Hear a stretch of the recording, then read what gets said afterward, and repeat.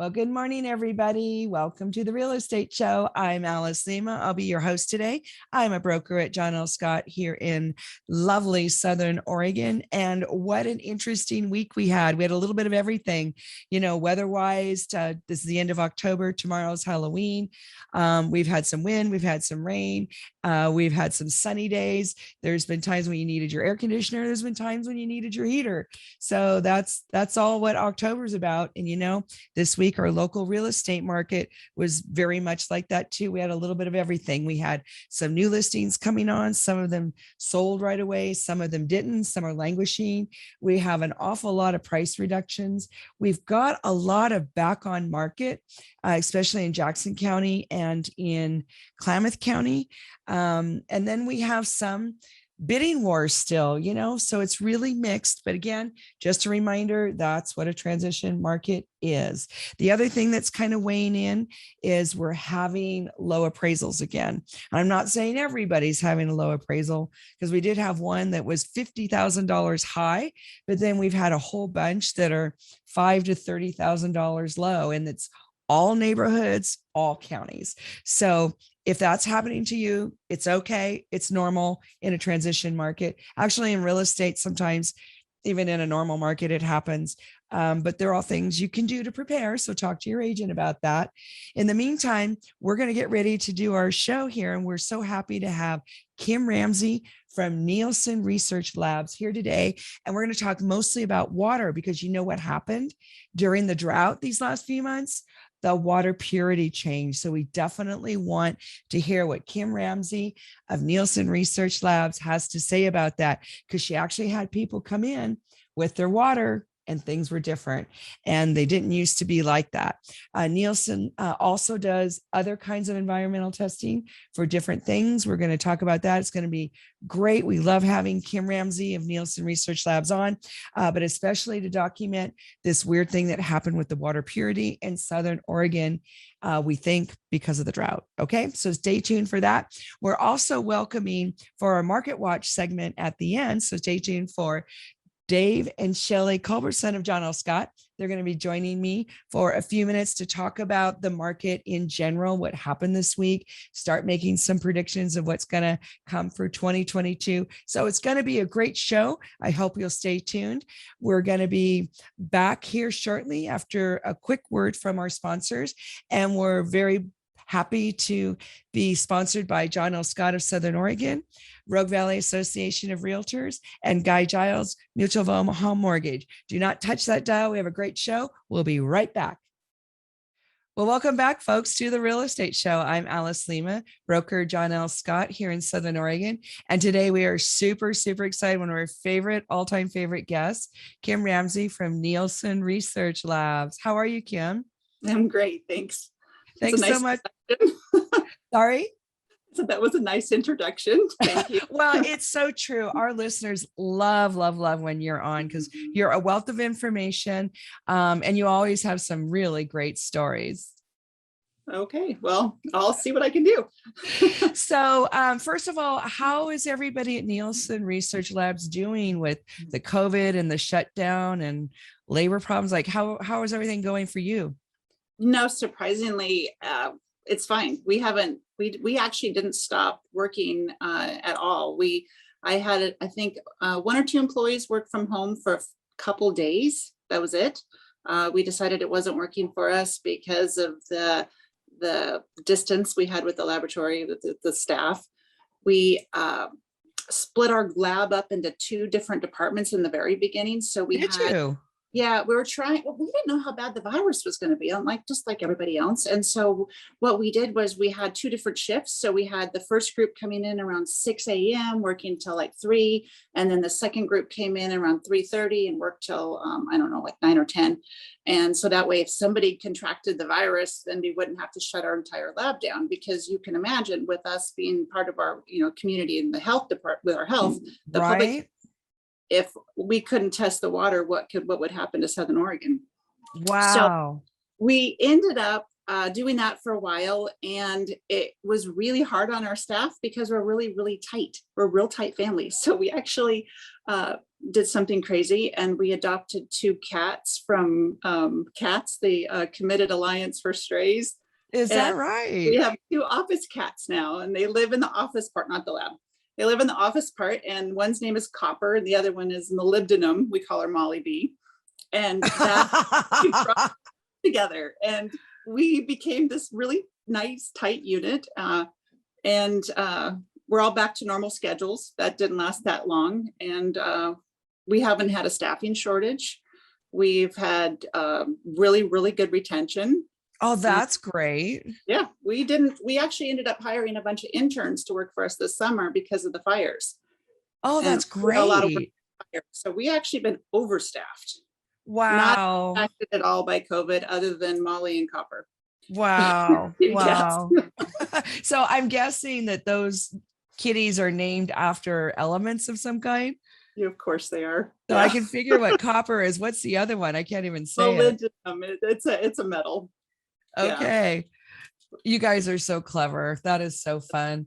One of the things that's happened this year, besides the fires and the COVID, is we've had kind of drought conditions. And so I was just wondering how that has affected, if at all, any of the test results that are coming back from people's wells. Actually, it has. It's substantially changing, and not everybody. So it's hit and miss. We'll see somebody that's had really great water and all of a sudden come in and say something's not right. It tastes funny. It seems harder. Can you retest it? And we'll retest it, and it is completely different. Really? Water. To the point where at first, when they started coming in, I was questioning, did we make a mistake? I mean, because we have such tight quality control that it's pretty hard to do that. But I mean, we are human. And I mean, but it's definitely different. Oh, and it's my not, gosh. It's hit and miss. I mean, we'll get somebody that the neighbor and their water's completely fine. And then next door, all of a sudden, really hard water. We're getting more salt water. People are running out of water. It's definitely impacted our community substantially. And I don't know if it's necessarily the drought, or if it's maybe because there's a lot more wells because of our cannabis industry. And I don't want to put blame on the cannabis industry, but there are a lot more wells that were drilled because of that. So I don't know what it is, but it's significant. Well, did I hear you say the word salt? Salt. So chloride and sodium together make your salt content. And there are saltwater wells around here, a lot of them. And so when you get a saltwater well, it's really expensive and hard to treat. And unfortunately, some people just cap those wells. So cap them and then drill another one at on their property. Yeah, at a different depth, and then hoping they find water. Clean. Yeah, we're finding it's usually mostly the hardness that's changing. Really hard water is popping up more. What does that mean for those who don't know what hard water means chemically? What are you talking about? Hardness is a calculation between calcium and magnesium. And so we get the calculation, and then we determine how hard the water is. And so there's levels of hardness, and we calculate milligrams per liter. It's also the same thing as parts per million. But the pump companies, water treatment, they calculate in grains per gallon. And I'm going to give you a math number, and you don't have to memorize it. We'll call you up if you have your number. You can call us, excuse me, and we'll calculate it for you. But you basically are going to divide your parts per million by 17.118. That gives you your grains per gallon. We say that anything over 6 grains per gallon, you might want to consider a water softener. You're going to see some spots, some staining on your fixtures, that your whites may not be as white and out of the laundry. It's going to be harder on your hair, your skin. I mean, it's just harder water. City water, Medford city water, is normally soft. And so we're used to that, and same as a lot of other cities. And so when you have a well that's significantly hard, it's hard on your plumbing, on your clothing, everything. So if these changes are happening, and and people are starting to notice it. I think you caught me by surprise. I'm a little alarmed. I wasn't expecting to hear that drastic of a report of changes.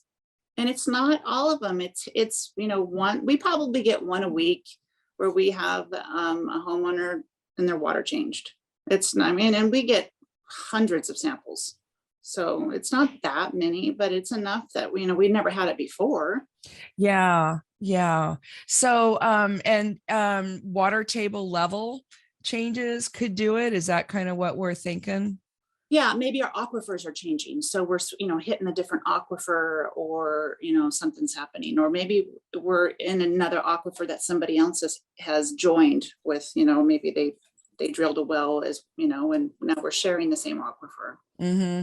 So if oh, I'm sorry, go ahead. No, that's fine. If a homeowner is concerned about this, what kind of what do you test for? If somebody comes in and says something's gone weird with my water, what do you suggest they test for? That's a good question. So we actually have a pack that we do called the top 35.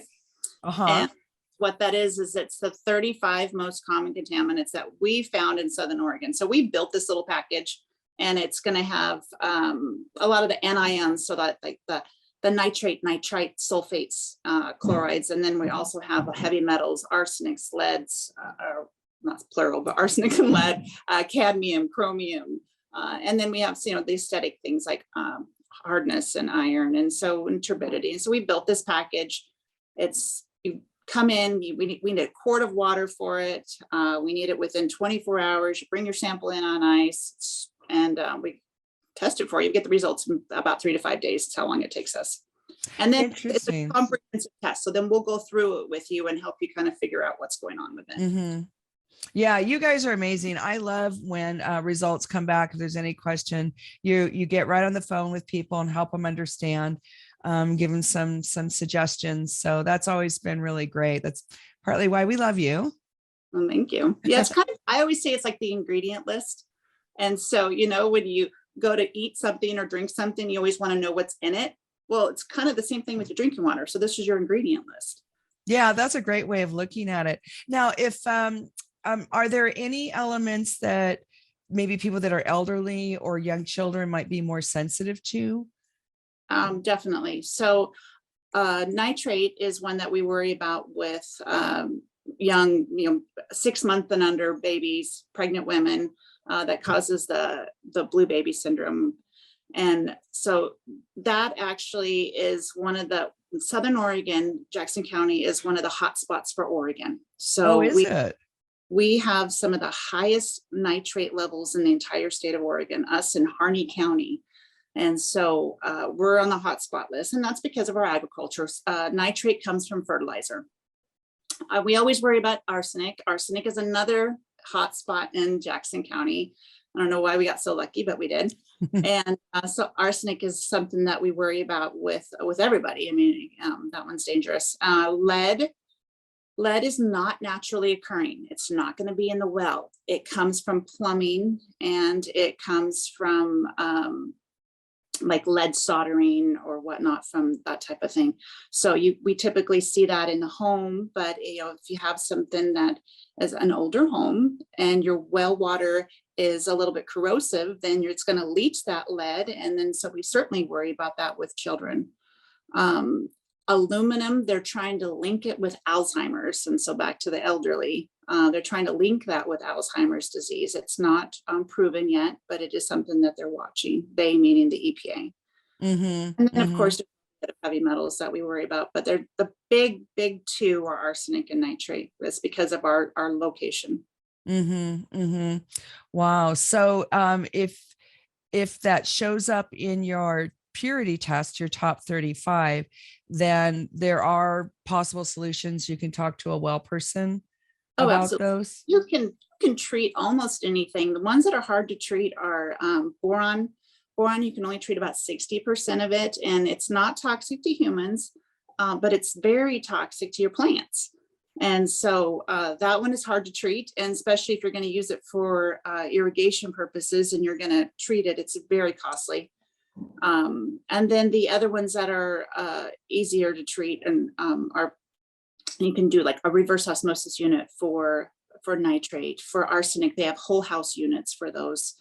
Salt is, like I said, is a little bit harder to treat because you're going to need a whole house RO system for that. And again, that's substantially expensive. And then bacteria, which we didn't mention, coliform bacteria we test for, and we look for E. coli as well. That you can get a UV light or a chlorinator or something like that, and that's not very costly. In fact, I have a UV light at our house. Yeah, I think those are great. Those are great. Yeah. Then you don't have to worry about it at all. Yeah, well, when my neighbor flood irrigates is when I need to worry about my bacteria for some reason. And that's interesting. Yeah. Isn't water fascinating? It really is. The chemical. Yeah. So E. coli shows up like when we're buying and selling houses. It's surprising how often that shows up. Oh, yeah. Yeah. It is surprisingly common. So some people do get alarmed, especially if they've never owned real property before. Can you talk a little bit about the bacteria and like how it gets in the well or how it shows up on the test? Well, sure. Coliform bacteria is really common.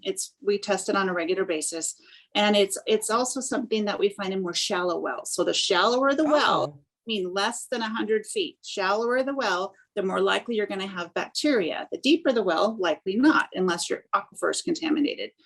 And so, we look for coliform. If coliform is present, then we'll go further and look for E. coli.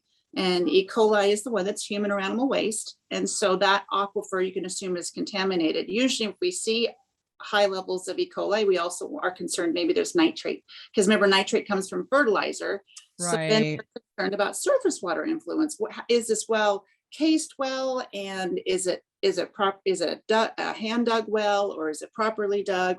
What kind of well is this in the construction? And that kind of gives us an idea of what we're looking at as far as this, the well in general, as far as the health and safety of it. And that'll give us an idea of whether or not it's treatable.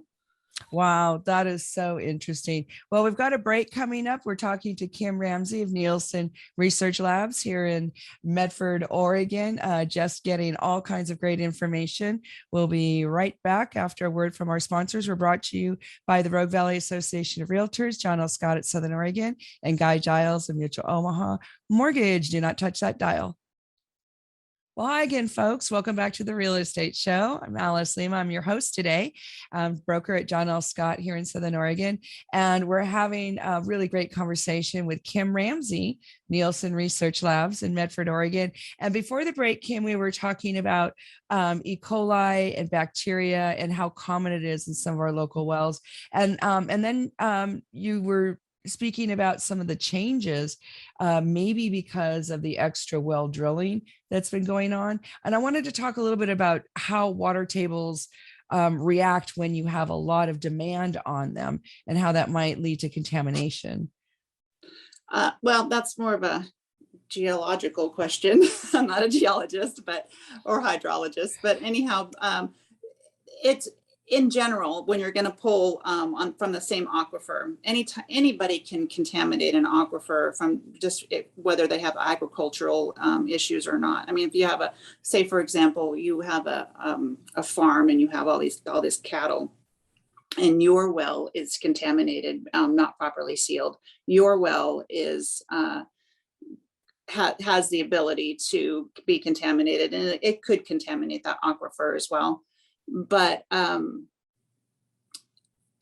usually what's happening when we're punching into the same aquifer is we're all using the same water, and then they're going to have a water shortage.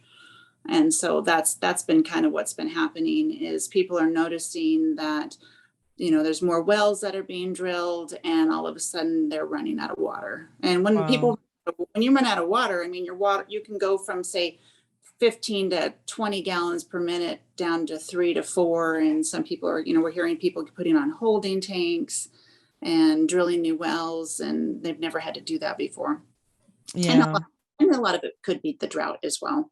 Yeah. Now you've been around quite a while in Southern Oregon. Your family's been here. Well, yeah. So is this different? Is this year different, or does this happen every so often where you start seeing changes in the chemical makeup of water?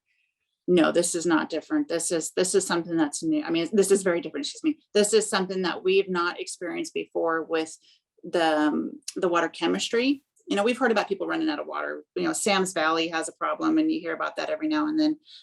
So we've heard about that, but the amount of water that is changing, and the amount of wells. And this is, I mean, honestly, I talked to the state geologist about it, because this is something are seeing on a regular basis here. And it's unusual to all of a sudden have a well that was pristine and wonderful. And we've had something like a bed and breakfast where, you know, you're serving this water to all these wonderful people and charging them money to come and stay. And now you can't even serve your water because it tastes terrible. Oh no. So it completely changed the chemistry of the water, and they did nothing. They didn't do anything. It just all of a sudden changed. Wow. And so and that's something that we haven't seen before. And like I said, I contacted the state geologist, let him know we're seeing this. I can't give him everybody's data. It's all confidential, but I can give him a general idea of what we're seeing.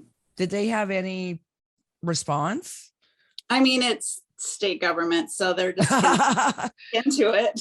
Yeah. But also, I mean, they'll probably keep diligence. Keep it on the hush hush till they figure it out too. They probably don't want to come out in the public and say anything until they know for sure. So are there different parts of the valley that traditionally have different predictable chemistries? Like when you see something coming from Cave Junction versus Eagle Point, are there any chemical makeups that are kind of like specifically local to a certain area? Yeah, we have hotspots. There's hotspots for boron, fluoride, nitrate, arsenic, bacteria. We have known areas in our valley where somebody says, I live on this street, and I'm like, oh, ooh, you want to do some testing? So yeah, definitely there's known areas. You know, if you're looking at buying a house, you might want to give us a call, and we'll tell you what tests to buy or to do. And likely it's obviously going to be the top 35, but we might be really pushing the boron or the fluoride just for our area.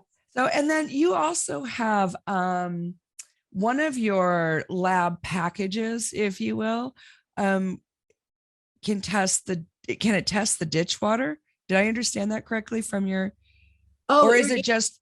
We have an irrigation package. Package, that's what it was. What is that? Yeah, it's very similar to the top 35. It's just going to give you a little bit more information, like the sodium absorption ratio, on the live package, which is for the vineyard package. That's going to give you a little bit of, I think it's sodium absorption as well, and some other things. And don't ask me what those mean. I'm not a gardener, and I have no idea what they mean, but it obviously means something very important to our cannabis industry and our vineyard industry, and that those numbers are important to them. So we can do them, and they find them very fascinating. Yeah, I didn't realize you have like a vineyard package. That's super cool. Yeah, and we do GAP testing. GAP is the good agricultural practice. And so they require, the FDA requires a coliform count. So it's not just a presence absence. Do you have it or you don't have it? It's an actual number. So we give them a count of how many bacteria, and they have to do that on a regular basis. Wow. We do all kinds of stuff here. If you got some reason you need to have your water tested, whether it's you're buying or selling a home, or whether you're you have a vineyard or a farm or something, where we can help you and get you all straightened out. Yeah, it's just amazing the selection you guys have. Super, super cool. So even in town, people ask me about testing their water. Are you seeing any more people doing lead from their in-town kitchen sinks, or are they doing testing? Do you see much testing from water in town?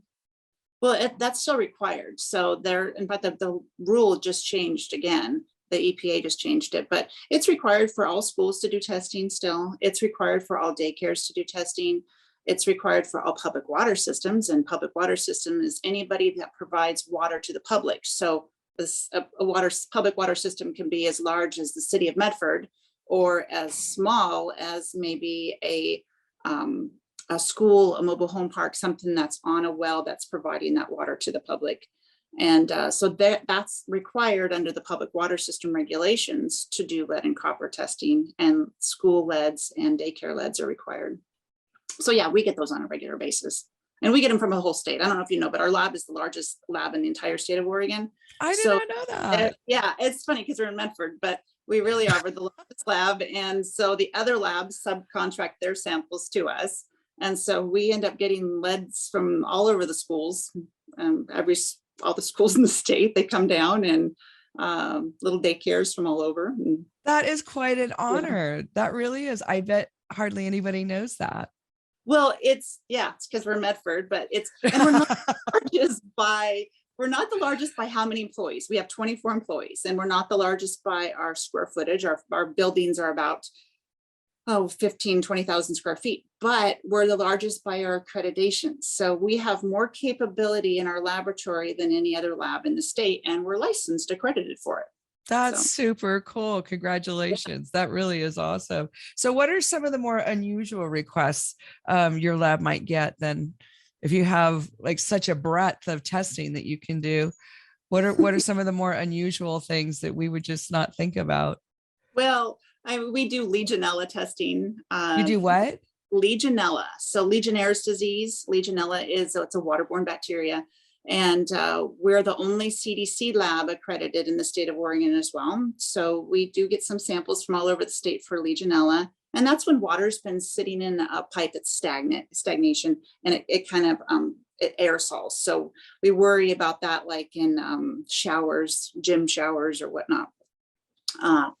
Motels, and if they haven't been using that water for a long time. So we get a lot of Legionella. We do a lot of soil testing. So during the fires that we had here locally, unfortunately, they were doing all the cleanup, and so just to make sure that the ground, the soil was okay to start rebuilding and putting back these homes. Before the infrastructure went in, they did all testing for soil. So we were testing the soil for heavy metals for the fires here. We do stormwater testing. We test methamphetamine for the meth labs. Oh my goodness. You name it, we do it. So how does somebody bring a sample for, you're talking about a building that may have been exposed to methamphetamine? So it's what kind of a sample do you bring? It's a wipe sample. So okay. So basically you take 4 sections, and they're 4 square feet, and then you're going to do a wipe sample, and then we put in these vials and analyze it for methamphetamine. This is when they've actually, you could test it if you think somebody was, doing meth in the house, but it's usually for the meth makers.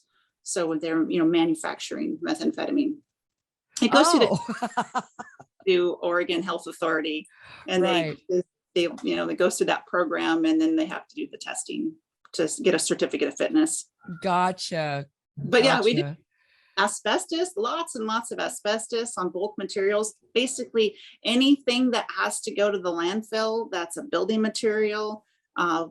The DEQ wants that tested for asbestos to make sure that it's, free of asbestos. If it does have asbestos, and you have to bag it separately and submit it differently. And that's just because, 1, we're protecting our environment. 2, we're protecting our workers that work over there as well. Yeah.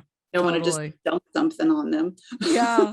So I want to loop back to the fires just briefly in the few minutes we have left, because some of the mobile home parks had wells, and many of the mobile homes have tons of metal in them, especially the older ones. So what was that like? Were you guys getting all those test samples coming in? For the water? Yeah, for the water, and perhaps like you're talking about the soil. Well, yeah, we definitely had all the soil samples, and we tested a lot of the water that was coming in. A lot of homeowners actually did a lot of testing because one, we were worried about bacteria with pulling these pumps, and a lot of the pumps actually fell in the wells. I don't know if you know that, but did they? Yeah, the pipes melted, and then of course. Well, the fire was so hot, and so that makes sense. These pump companies all over were pulling out these pumps and starting over again. We were worried about the plastic pipes leaching benzene, because that was a thing in Santa Rosa area. Gotcha. So they did a lot of benzene testing. They've been testing for heavy metals. They've been testing for bacteria because of so much water usage that we had trying to put these fires out. And then that brings me to let you know that there is a program through the Oregon Health Authority, and it's a voucher program. So the Oregon Health Authority teamed up and with a bunch of local labs, and you can go if you have a well that was within 100 feet of a fire, then you can apply for a voucher and get free well testing. And so you basically just go get the voucher, bring it into our lab, we'll get you all set up, and then we submit the data to the state and a copy to you, and it's all free. And Wow. it's going to stay in place for the rest of the year. And I think it even goes into next year. So Wow. Well, and that's actually helpful, isn't it? That's something that they did for the fire victims. That's great. it is nice. It's for arsenic, nitrate, lead, and bacteria. Very cool. Very Yep. cool. Well, Kim Ramsay, I wish we could have you on more often, and we might just have to make it a regular thing.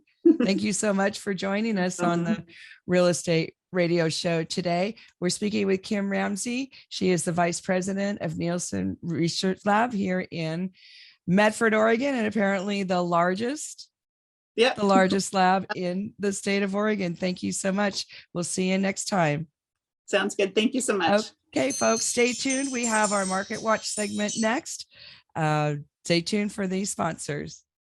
Well, welcome back to the Real Estate Show, everybody. I'm Alice Lema. I'm a broker here at John L. Scott in Southern Oregon, your host for today. And I'm welcoming Shelly Culbertson of John L. Scott also for our Market Watch segment. Welcome, Shelly. Well, hello, Alice.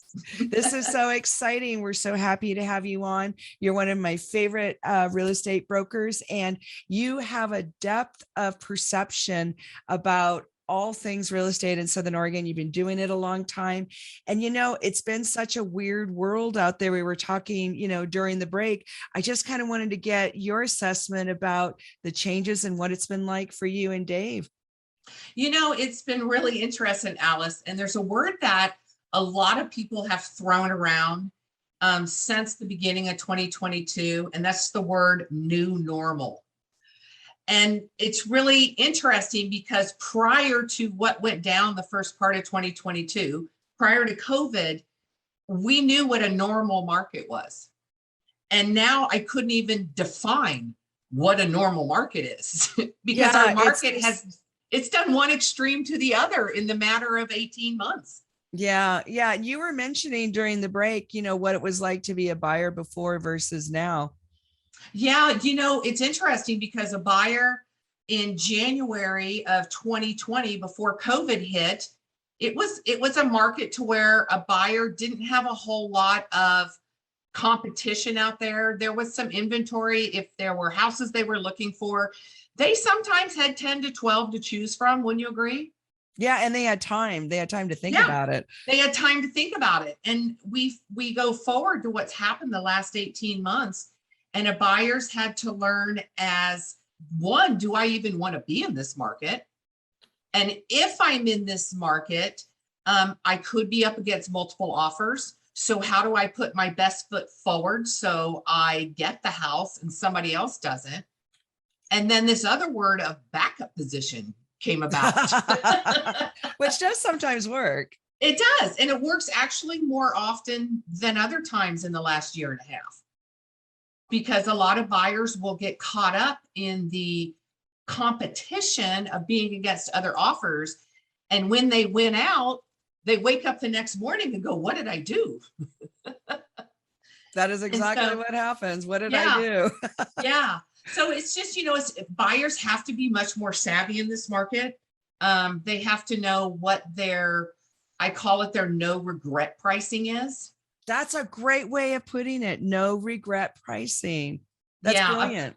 And the way we look at it and educate our buyers is in the sense of when you enter in and we look at a house, I want you to walk away and let's look at that house and as to what is the highest that I'm willing to go. And if I don't get it, I'm okay.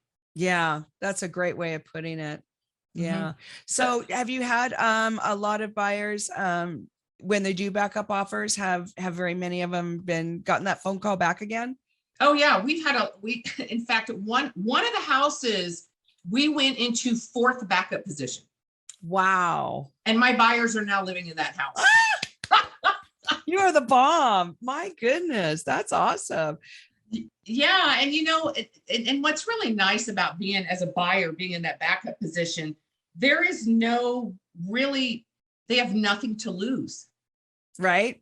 because they have nothing on the line, and they can still go look for other houses until that first buyer that's in the first position walks away. Then they have to realize if they're going to step up to the plate or not. And I don't think people realize that. Why don't you describe, when the phone call comes, says you're in backup, what your choices are in that moment? Because I don't think people realize how easy it is. Yeah, when you are offered that backup position, or a lot of times as a buyer, you can ask to go into backup position.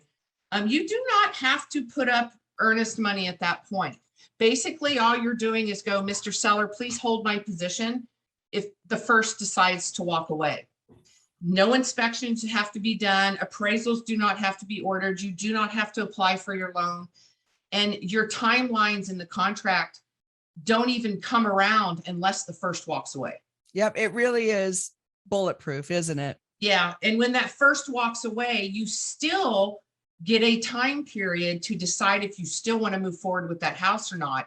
Basically, what it means is you usually got 24 to 48 hours to make a decision. Do I still want that house? Before it goes back out to the public in the MLS. Isn't that fun? Yeah. Mm-hmm.